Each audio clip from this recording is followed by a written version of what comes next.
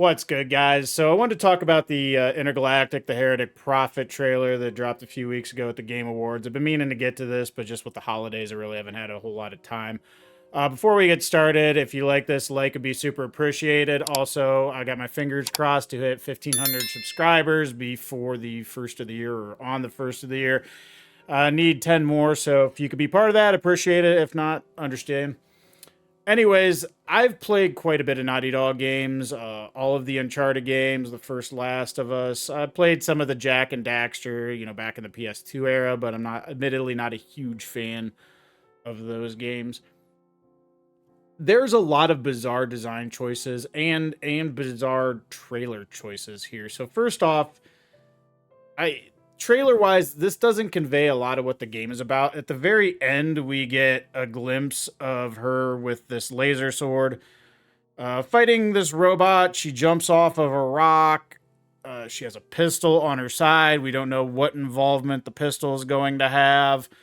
Uh, I'm guessing it's not a Souls like because they showed more athleticism in her combat. It seems more like we're going to be more athletic in how we approach the combat in this game. But again, I'm making a lot of very basic guesses. If you look at like the original Last of Us trailer, it shows you scrounging for resources. It shows tense moment to moment action. Like a lot of what that game's gameplay was going to be like was conveyed in that trailer. Not so much here. Here it feels like it's a very story heavy trailer. And if you think of a game as a book, we've got like a little excerpt from chapter 3 without any of the context of the previous two chapters. Now, if this were like the second or third game in this series, that might be fine. But here for a first game where we really have no context for the story, it's weird to give us such a isolated bit of story piece when we don't have any understanding of what the story is going to be like, and you did that in lieu of giving us any gameplay. So I'm really not sure what this trailer was meant to convey.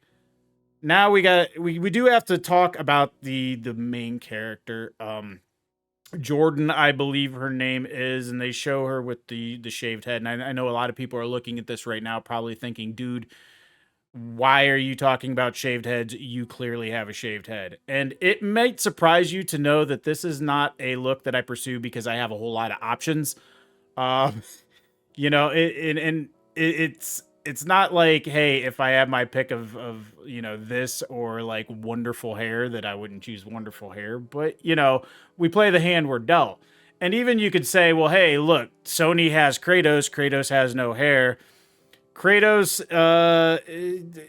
you could say what you want, but if it's unfair or not. But for dudes, it's become culturally acceptable.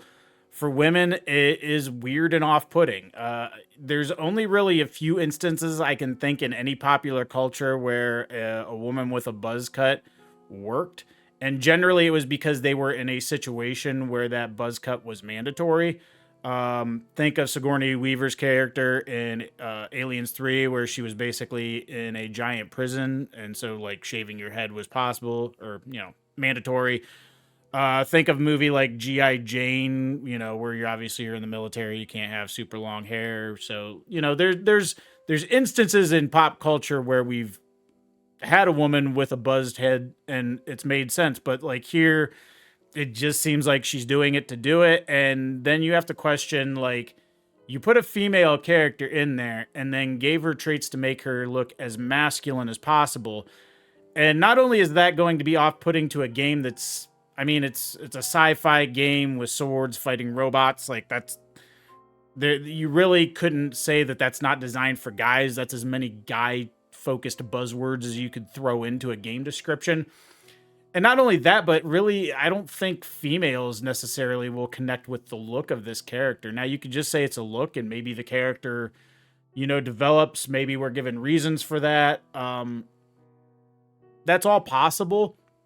But as a first introduction, without any of that context, it just seems like a weird design choice, particularly if it's going to be an overall net negative to the game in the end.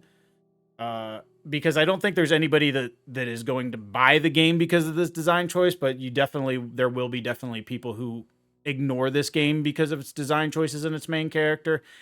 Not only that, and this is probably the more important thing, the successful Naughty Dog games of the era pre Neil Druckmann. If you think of Uncharted, if you think of the first Last of Us, you have, Nathan Drake, who was kind of like this, I guess you could call him like quirky, sort of one liner character that kind of did that before Marvel made it a bit cliche, but he was a likable character, right? And then you think of Joel in The Last of Us. He was gruff, but he was this father figure. Like, he was likable. This character seems very unlikable from the get go. And maybe she is a likable character, but this little snippet that you gave us does not convey that, because what we're seeing is her being very dismissive of a person who is clearly showing concern for her well-being, and it's not done in a way that endears you to the character whatsoever. And I think this has been a case with Neil Druckmann since he's taken over Naughty Dog, because it was if I think of The Last of Us 2, if I think a lot of the characters that were introduced in, in Uncharted 4, that obviously had Nathan Drake, which is a pre-existing character. But like the other characters were not likable. Neil Druckmann has a real problem with making characters that the player wants to connect with. And I have a feeling that's going to be a problem here. Now, I'm not going to sit here and say this game completely bombs. It's Naughty Dog. They have a lot of pedigree. I think there's a lot of people who will give this game a shot, but just as an overall introduction to the player, a lot of the elements of this trailer just do not make any sense to me whatsoever. Anyways, guys, that's going to do it for this one. Hope y'all have a fantastic new year, or if you're seeing this after the new year, hope you had a fantastic new year, and we will catch you on the next one, guys. Until then, get awesome.